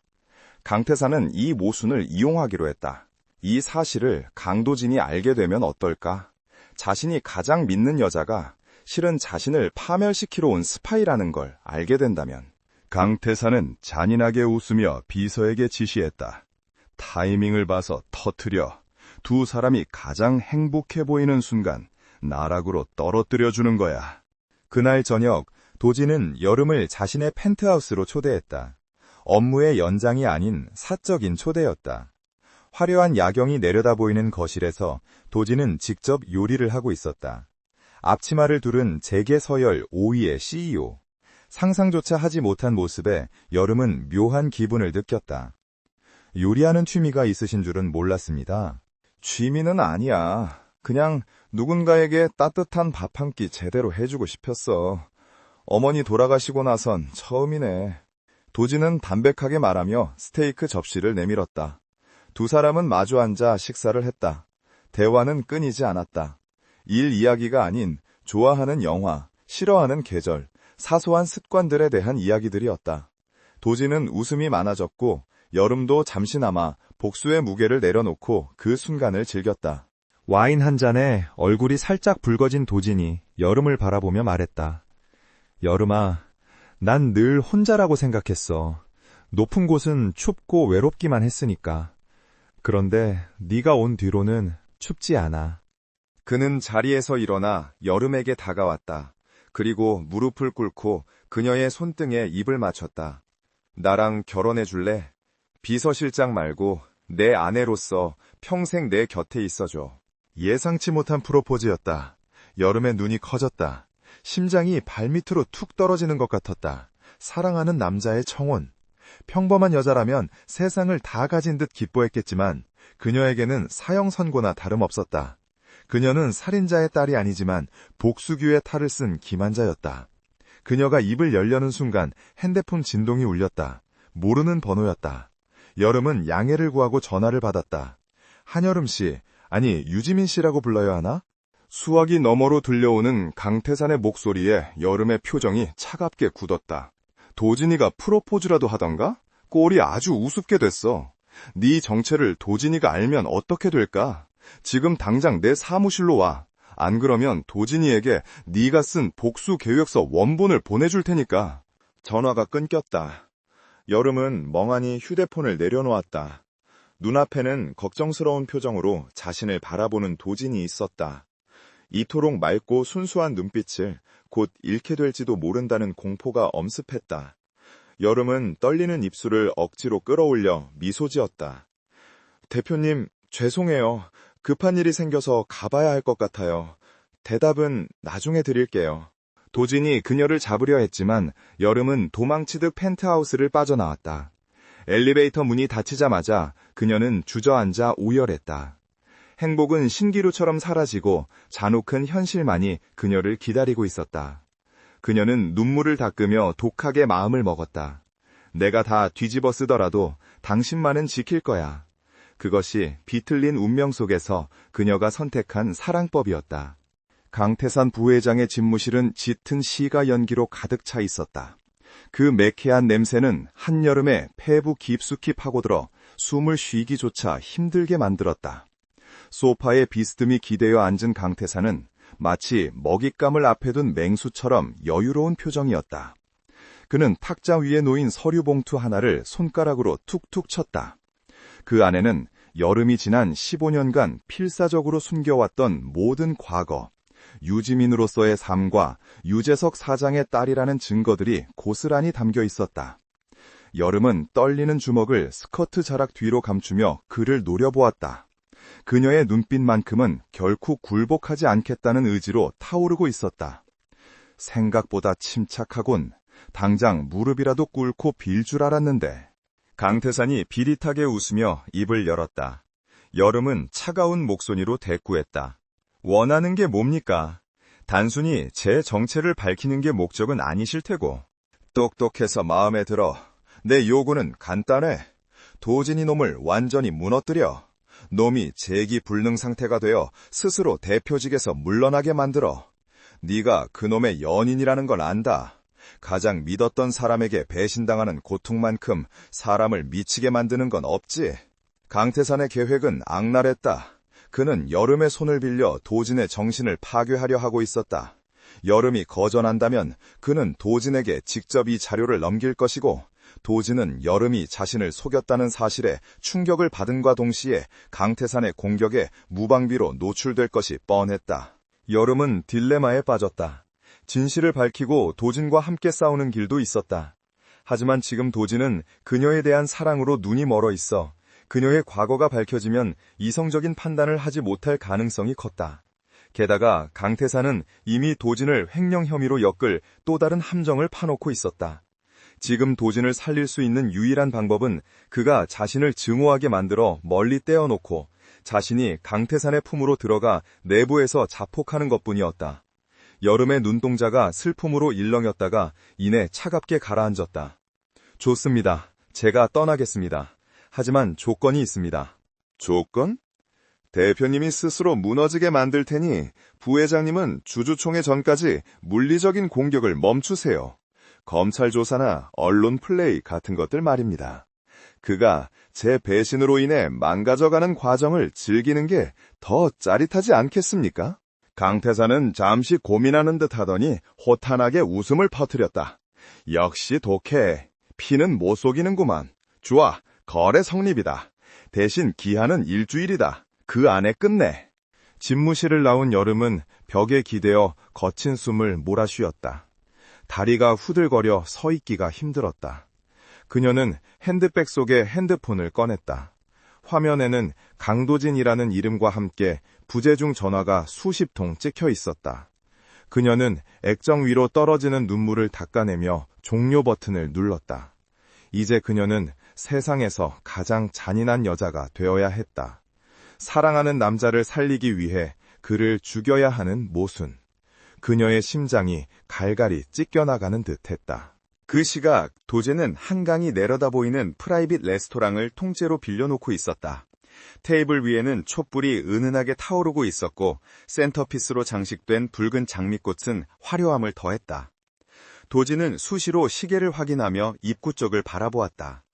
여름이 급한 일이라며 뛰쳐나갔을 때 불안감이 엄습했지만 그는 그녀를 믿기로 했다. 그녀가 돌아오면 정식으로 청혼하고 자신의 모든 것을 그녀와 나눌 생각이었다. 주머니 속의 반지 케이스를 만지작거리는 도진의 손길에는 설렘과 긴장이 공존했다. 자정이 가까워질 무렵 드디어 레스토랑의 문이 열리고 여름이 들어왔다. 도진은 환한 미소를 지으며 자리에서 일어났다. 여름아, 걱정했잖아. 무슨 일이 있었던 거야. 연락도 안 되고. 도진이 다가가 그녀를 안으려 했다. 하지만 여름은 뒷걸음질 치며 그의 손길을 피했다. 도진의 발이 허공에서 멈췄다. 여름의 표정은 얼음장처럼 차가웠다. 화려한 조명 아래 서 있는 그녀는 마치 낯선 사람처럼 보였다. 대표님, 아니 강도진 씨. 호칭의 변화에 도진의 미간이 찌푸려졌다. 왜 그래? 무슨 일 있어? 안색이 안 좋아. 우리 그만해요. 헤어지자는 말입니다. 도진은 귀를 의심했다. 불과 몇 시간 전만 해도 서로의 마음을 확인하고 행복해했던 그들이었다. 그는 억지로 웃으며 상황을 무마하려 했다.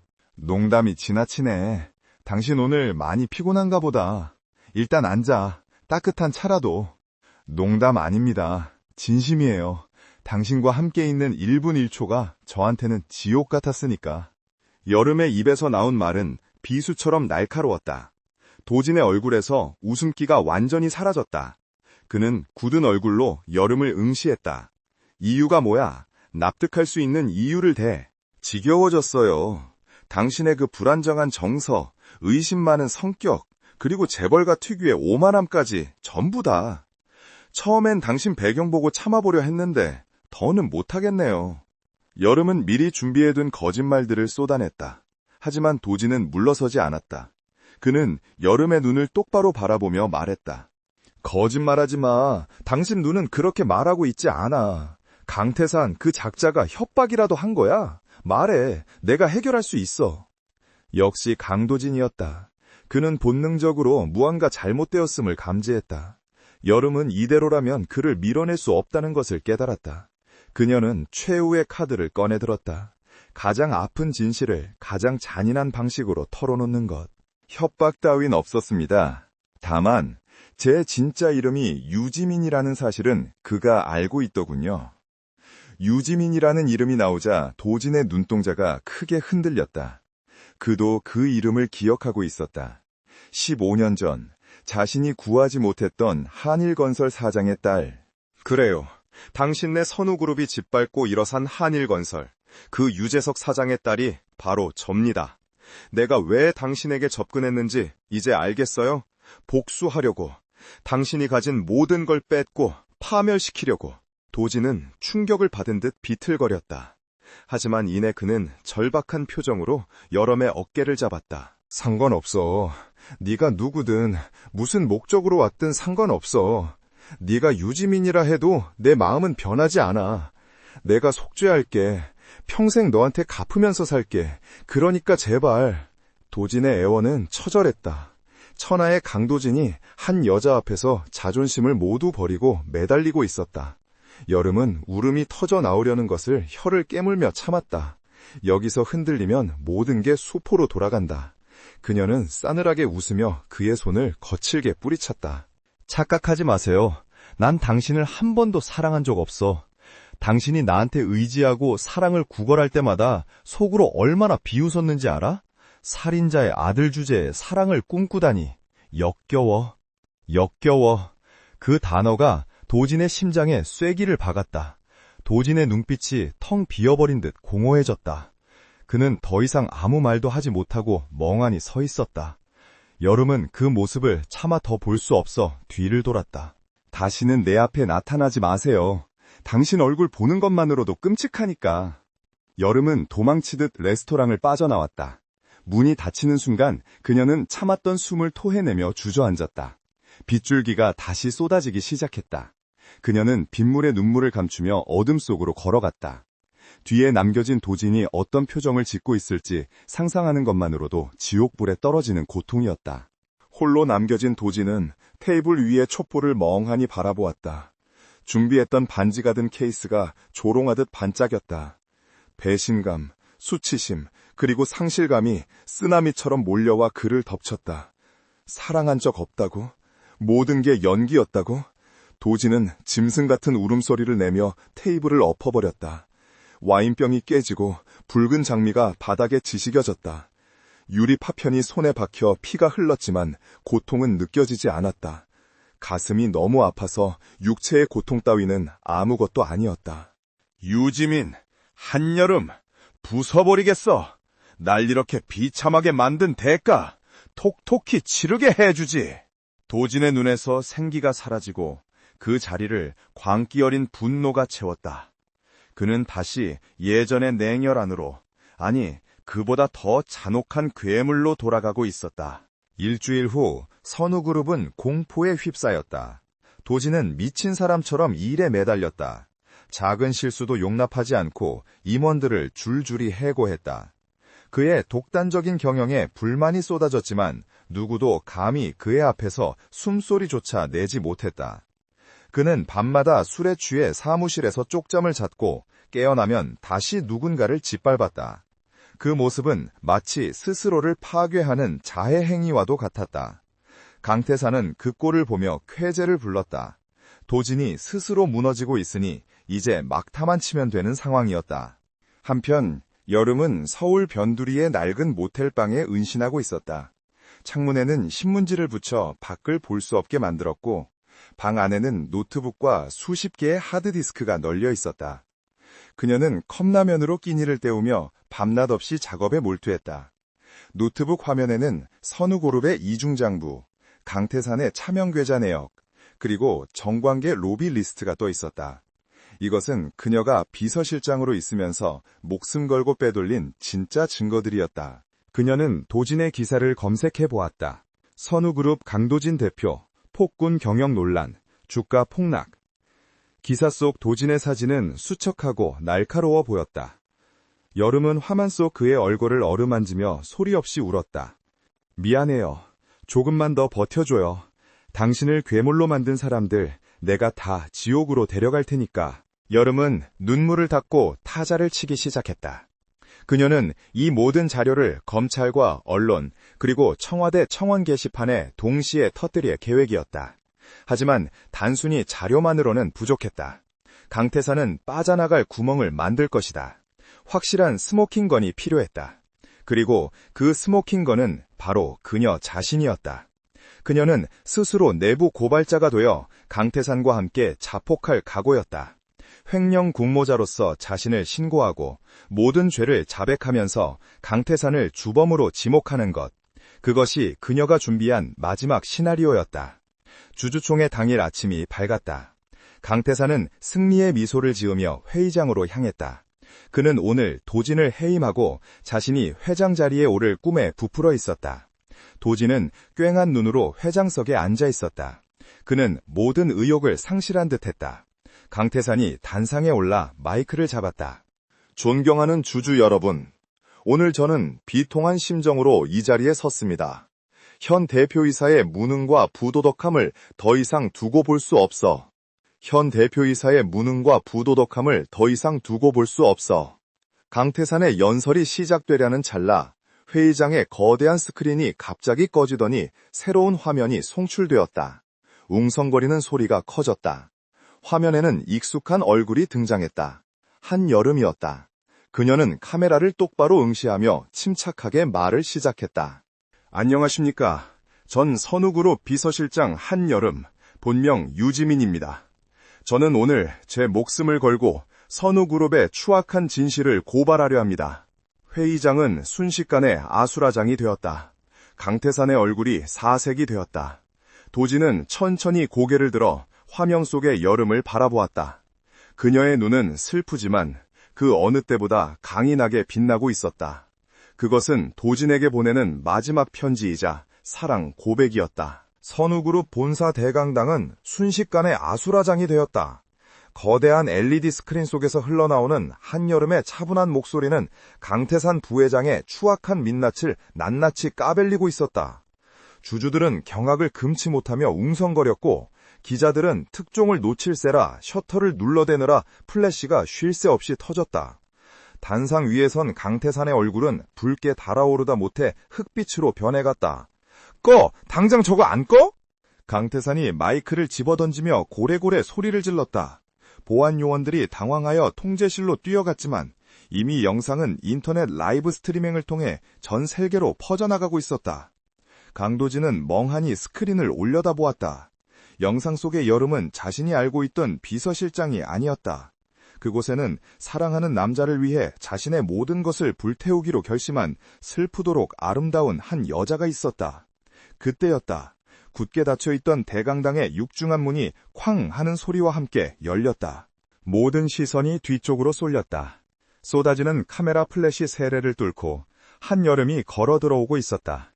그녀는 화려한 드레스도 단정한 비서 유니폼도 아닌 검은색 정장 차림이었다. 화기 하나 없는 창백한 얼굴이었지만 그녀의 눈빛만큼은 그 자리에 있는 누구보다도 형형하게 빛나고 있었다. 그녀의 뒤에는 검찰 수사관들과 경찰들이 대동해 있었다. 도진은 자리에서 벌떡 일어났다. 다리에 힘이 풀려 비틀거렸지만 시선은 오직 여름에게 고정되어 있었다. 여름아, 그의 입술이 소리 없이 그녀의 이름을 불렀다. 여름은 도진을 잠시 바라보았다.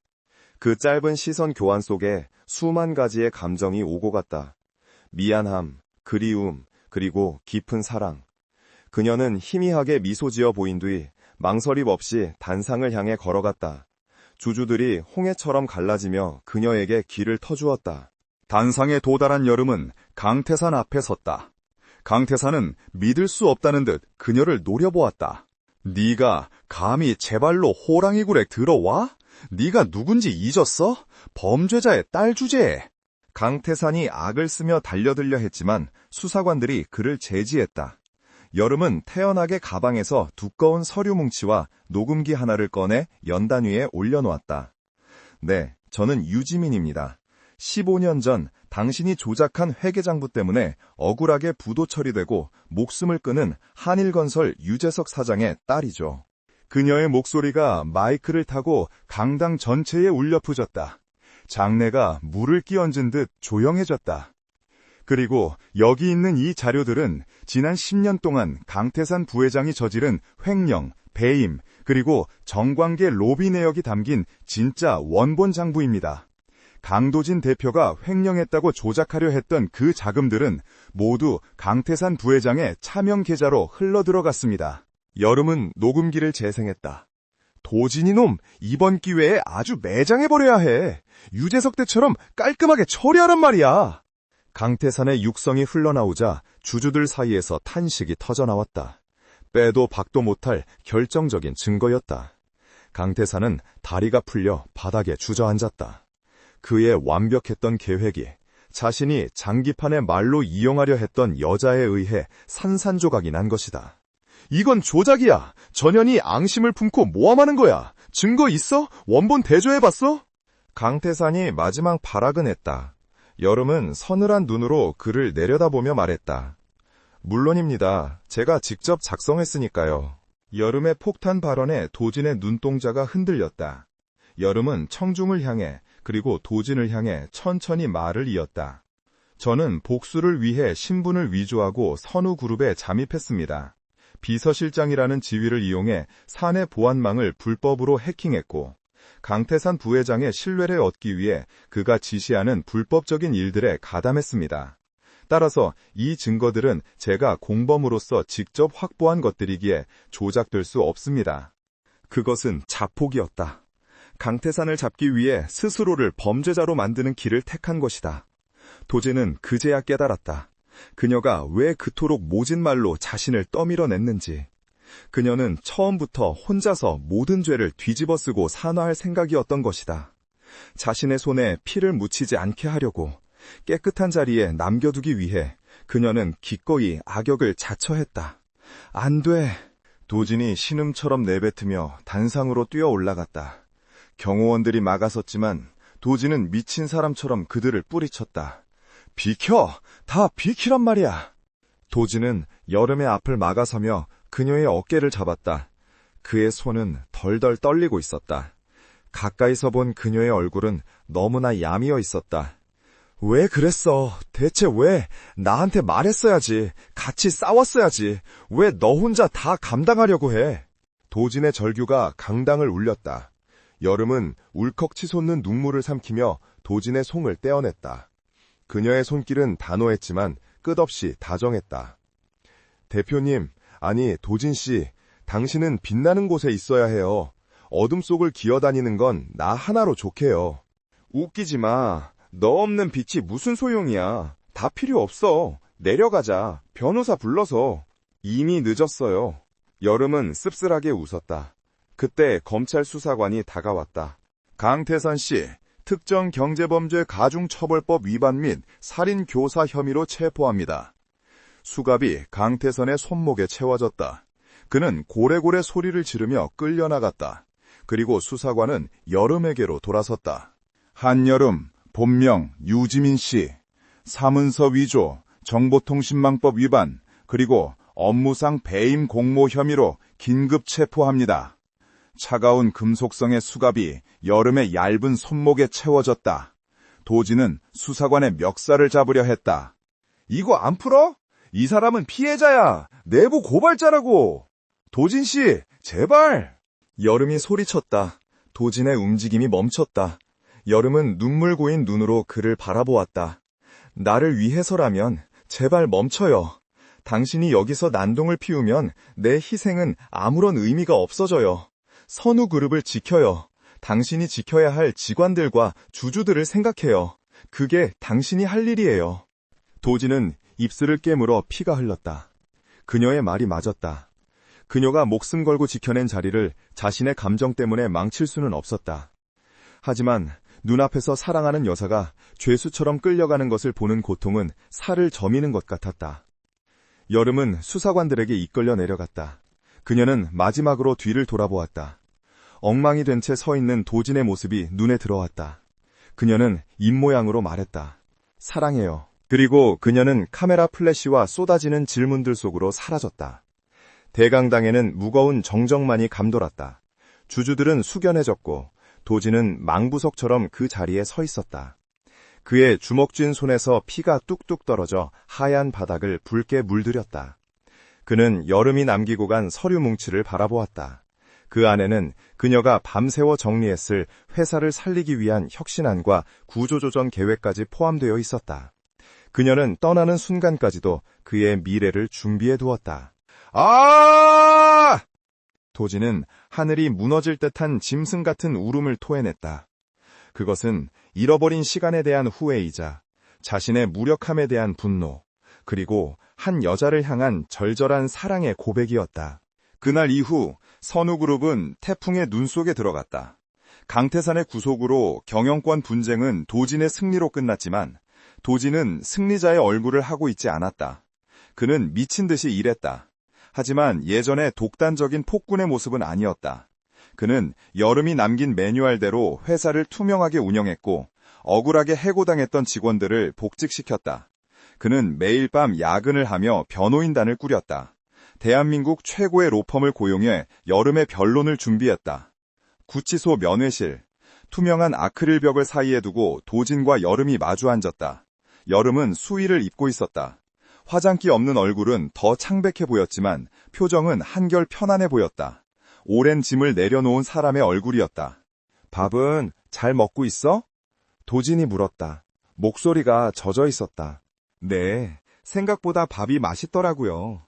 규칙적인 생활을 해서 그런지 불면증도 사라졌어요. 여름이 장난스럽게 웃었다. 도진은 차마 웃을 수 없었다. 그는 아크릴 벽에 손바닥을 대었다.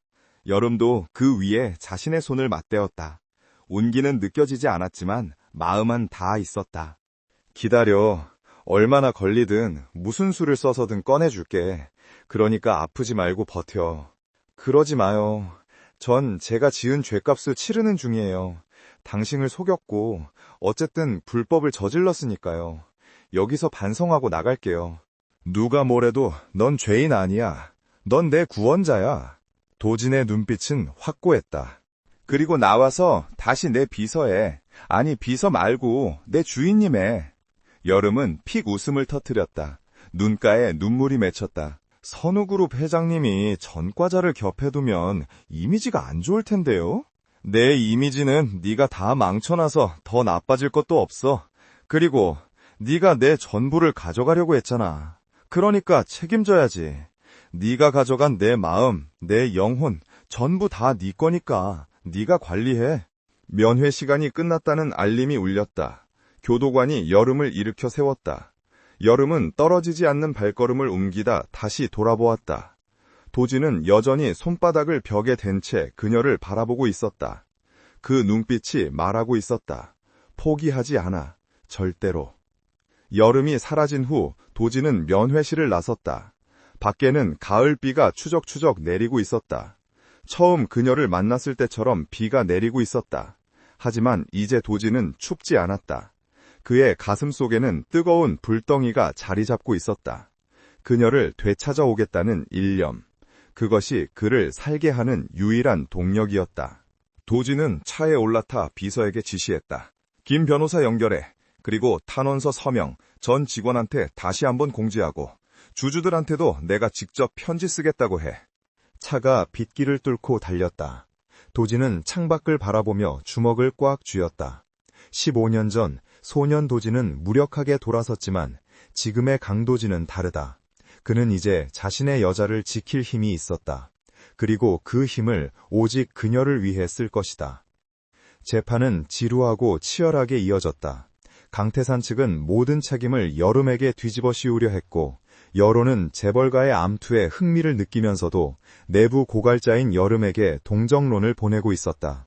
도진은 매 공판마다 출석해 방청석 맨 앞자리를 지켰다. 판사가 여름을 바라볼 때, 검사가 그녀를 신문할 때 도진은 마치 자신이 심판받는 것처럼 초조해했다. 마침내 선고 공판일이 다가왔다. 법정은 발 디딜 틈 없이 꽉 찼다. 재판장이 판결문을 읽어 내려가는 동안 법정 안의 공기는 팽팽하게 당겨진 활시위 같았다. 피고인 강태산에게 징역 20년을 선고한다. 방청석에서 환호성이 터져나갔다. 강태산은 욕설을 퍼부으며 끌려나갔다. 이제 여름의 차례였다. 도진은 숨조차 쉬지 못하고 재판장의 입을 바라보았다. 여름은 담담하게 고개를 숙이고 있었다. 피고인 유지민은 재판장이 잠시 뜸을 들였다. 그 짧은 침묵이 영겁처럼 느껴졌다. 피고인은 자신의 신분을 위조하고 불법적인 수단으로 정보를 취득한 점은 인정되나 이것이 공익을 위한 내부 고발의 성격을 띠고 있으며 수사에 적극 협조하여 거대 기업의 비리를 밝혀내는데 결정적인 기여를 했다. 또한 피해자인 강도진 및 선우그룹 측이 처벌을 원치 않으며 적극적으로 탄원하고 있는 바 도진의 심장이 미친 듯이 뛰었다. 이에 피고인 유지민에게 징역 1년 6월에 집행유예 3년을 선고한다. 집행유예, 실형이 아니었다. 지금 당장 석방된다는 뜻이었다. 도진은 자리에서 일어나 환호성을 지를 뻔했다가 다리에 힘이 풀려 주저앉았다. 옆에 있던 변호사가 그의 어깨를 두드려 주었다. 여름은 믿기지 않는다는 표정으로 재판장을 올려다보았다. 그리고 천천히 고개를 돌려 방청석에 도진을 찾았다. 두 사람의 눈이 마주쳤다. 도진은 눈물 범벅이 된 얼굴로 웃고 있었고 여름의 눈에서도 하염없이 눈물이 흘러내렸다. 그것은 기나긴 겨울이 끝나고 마침내 찾아온 봄비 같은 눈물이었다. 법원 정문을 나서는 순간 가을의 찬 공기가 훅 끼쳐왔다. 그것은 자유의 냄새였다. 하늘은 눈이 시릴 만큼 푸르렀지만 법원 앞은 수백 명의 취재진으로 인산인해를 이루고 있었다. 카메라 플래시가 기관총처럼 터지며 한여름의 시야를 하얗게 마비시켰다. 쏟아지는 질문들, 마이크를 들이미는 손길들이 그녀를 위협하듯 애워쌌다. 유지민 씨, 집행유예 판결에 대해 어떻게 생각하십니까? 선우그룹으로 복귀하실 겁니까? 강도진 대표와는 어떤 관계입니까? 여름은 현기증을 느꼈다. 세상으로 다시 나왔지만 그녀가 설 곳은 어디에도 없는 것만 같았다. 그때 거대한 그림자가 그녀의 위로 드리워졌다. 누군가가 자신의 코트를 벗어 그녀의 어깨를 감싸고 한 팔로 그녀를 단단히 끌어안아 품속에 가두었다. 익숙한 향기, 강도진이었다. 비키십시오. 내 사람입니다. 도진의 목소리는 낮았지만 좌중을 압도하는 위엄이 있었다. 기자들이 주춤하며 길을 터주었다. 도진은 여름의 얼굴을 자신의 가슴에 파묻게 하고 경호원들의 호의를 받으며 준비된 차로 향했다. 차문이 닫히고 외부의 소음이 차단되자 그제야 여름은 긴장이 풀리며 도진의 품에서 떨었다. 괜찮아. 이제 끝났어. 아무도 널 해칠 수 없어. 도진이 여름의 헝클어진 머리카락을 넘겨주며 속삭였다. 그의 눈가는 붉게 충혈되어 있었다. 여름은 조심스럽게 그의 뺨을 어루만졌다. 당신 많이 야위었네요. 나 때문에 밥도 제대로 못 먹은 거예요. 네가 없는데 밥이 넘어갈 리가 없잖아. 너야말로 이게 뭐야. 손목이 반쪽이 됐어. 도진은 여름의 손을 잡고 놓지 않았다. 차는 서울 도심을 빠져나가고 있었다. 여름이 창밖을 보며 물었다. 어디로 가는 거예요? 네가 가장 먼저 가고 싶어 할 곳. 도진이 데려간 곳은 파주에 있는 추모공원이었다. 여름의 아버지 유재석 사장이 잠들어 있는 곳. 여름은 국화꽃다발을 들고 묘비 앞에 섰다. 사진 속의 아버지는 15년 전의 모습 그대로 환하게 웃고 있었다. 여름은 묘비에 손을 대고 참았던 눈물을 터뜨렸다. 아빠, 나 왔어. 너무 늦게 와서 미안해. 그리고 약속 지켰어. 우리 가족 짓밟은 사람들 다 벌받게 했어. 이제 아빠 편히 쉬어도 돼. 여름의 통곡이 텅 빈 공원에 울려 퍼졌다. 도진은 묵묵히 그녀의 뒤에 서서 그 슬픔을 지켜보았다. 한참을 울던 여름이 진정되자 도진이 다가와 묘비 앞에 무릎을 꿇었다. 그리고 정중하게 절을 올렸다. 죄송합니다, 아버님. 너무 늦게 찾아뵙습니다. 따님을, 지민이를 아프게 했습니다. 평생 속죄하며 살겠습니다. 그리고 이제부터는 제가 지민이를 목숨 바쳐 지키겠습니다. 허락해 주십시오. 도진의 진심 어린 맹세에 여름의 가슴이 뭉클해졌다. 그녀는 도진을 일으켜 세우며 그를 바라보았다. 하지만 그녀의 눈빛에는 묘한 결의가 서려 있었다. 도진 씨, 고마워요. 당신 덕분에 여기까지 올 수 있었어요. 하지만 여름은 잠시 말을 잇지 못하다가 힘들게 입을 열었다. 저 시간이 좀 필요해요. 당장 당신 곁으로 돌아갈 수는 없어요. 도진의 표정이 굳어졌다. 예상은 했지만 막상 듣고 나니 심장이 덜컥 내려앉는 기분이었다. 왜? 내가 싫어서가 아니라는 건 알아. 하지만 내가 널 기다리는 게 부담스러워서라면. 아니요, 그런 게 아니에요. 저는 지난 15년 동안 한여름이라는 가짜 이름으로 오직 복수만을 위해 살아왔어요. 유지민이라는 진짜 내 모습이 어떤 건지, 내가 뭘 좋아하는지, 어떤 꿈을 꿨었는지 저조차 잊어버렸어요. 텅 빈 껍데기인 채로 당신 곁에 있고 싶지 않아요. 온전한 나 자신을 찾고 싶어요. 그래야 당신을 더 건강하게 사랑할 수 있을 것 같아요. 도진은 여름의 눈을 깊이 들여다보았다. 그곳에는 흔들리지 않는 단단함이 있었다. 그녀는 더 이상 누군가의 비서도 복수의 화신도 아닌 주체적인 인간으로서 다시 서고 싶은 것이다. 도진은 씁쓸한 미소를 지으며 고개를 끄덕였다. 알겠어. 네가 그렇다면 그런 거지. 내가 널 어떻게 이기겠어? 도진은 주머니에서 낡은 명함 한 장을 꺼내 그녀의 손에 쥐어주었다. 대신 도망치지는 마. 어디에 있든 연락은 해. 그리고 충분히 찾았다 싶으면 언제든지 돌아와. 내 옆자리는 항상 비워둘 테니까. 여름은 까치발을 들어 도진의 입술에 짧게 입을 맞췄다. 약속할게요. 돌아올게요. 당신이 있는 곳이 내 집이니까. 그렇게 두 사람은 이별 아닌 이별을 했다.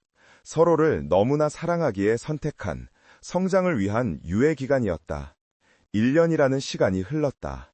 선우그룹은 완전히 달라졌다. 강도진 회장은 투명 경영을 선포하고 전문 경영인 체제를 도입하여 재벌 개혁의 모범 사례로 꼽히고 있었다. 그는 더 이상 냉혈한이나 폭군으로 불리지 않았다. 여전히 엄격하고 완벽주의자였지만 직원들과 소통하고 합리적인 리더십을 발휘하는 존경받는 CEO가 되어 있었다. 하지만 그의 곁에는 여전히 비서실장이 없었다. 누구도 그 자리를 대신할 수 없다는 것을 모두가 알고 있었다. 도진은 집무실 창가에 서서 쏟아지는 빗줄기를 바라보고 있었다. 비가 오는 날이면 유독 그녀가 사무치게 그리웠다. 그녀는 어디서 무엇을 하고 있을까? 가끔 생존신고처럼 보내오는 짧은 문자 메시지와 풍경 사진들이 유일한 위안이었다. 그때 도진의 개인 휴대폰이 울렸다. 발신자 이름은 나의 전부, 여름이었다. 여보세요? 도진의 목소리가 급해졌다. 비가 많이 오네요. 서울도 그런가요? 수화기 너머로 들려오는 차분한 목소리에 도진의 심장이 요동쳤다.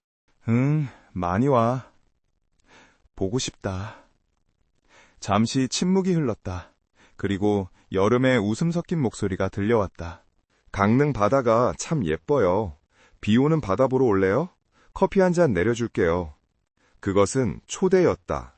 긴 방황을 끝내고 돌아오라는 신호였다. 도진은 그 길로 회의를 취소하고 차를 몰았다. 빗길을 뚫고 3시간을 달려 도착한 곳은 강릉 안목 해변 끝자락에 위치한 작은 북카페였다. 여름의 서재라는 소박한 간판이 걸려 있었다. 도진이 문을 열고 들어서자 딸랑하는 종소리와 함께 은은한 커피향과 종이 냄새가 그를 반겼다. 손님이 없는 한적한 카페. 책장에 기대어 책을 읽고 있던 여자가 고개를 들었다. 화장기 없는 수수한 얼굴, 편안한 니트 차림의 유지민.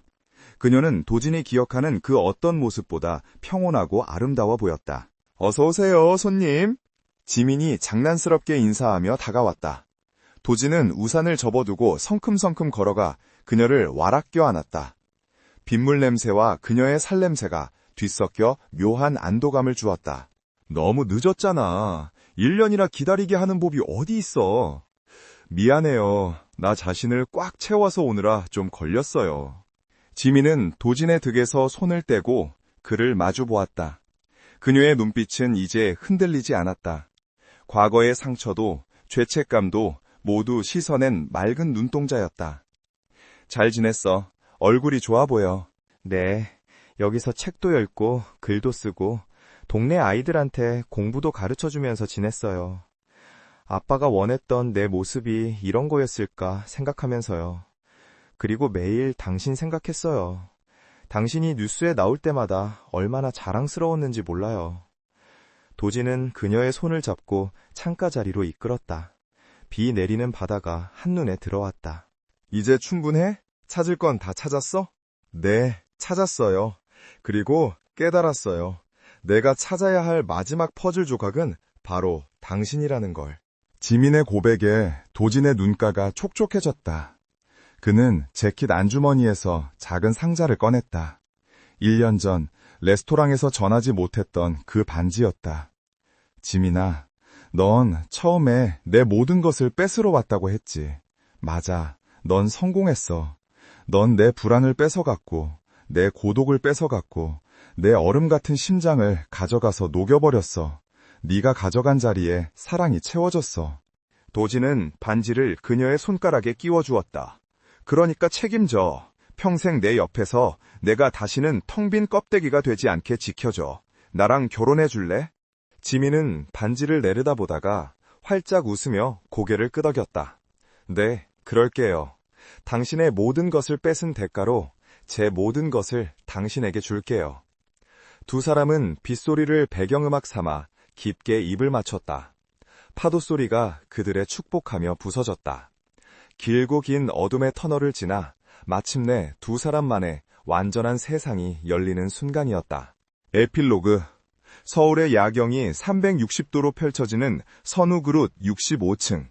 이곳은 더 이상 시베리아가 아니었다. 곳곳에 화분이 놓여 있었고 책상 위에는 두 사람이 함께 찍은 사진들이 액자에 담겨 있었다. 도지는 소파에 앉아 서류를 검토하고 있었고 그 옆에는 지민이 앉아 태블릿으로 재단 설립 기획안을 작성하고 있었다.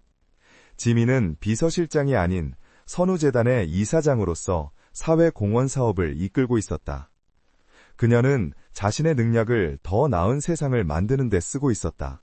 여보, 이번 주말에 아버님 산소 갔다가 어머니 모시고 식사하는 거 잊지 않았죠? 지민이 묻자 도진이 서류에서 눈을 떼고 미소 지었다. 당연하지.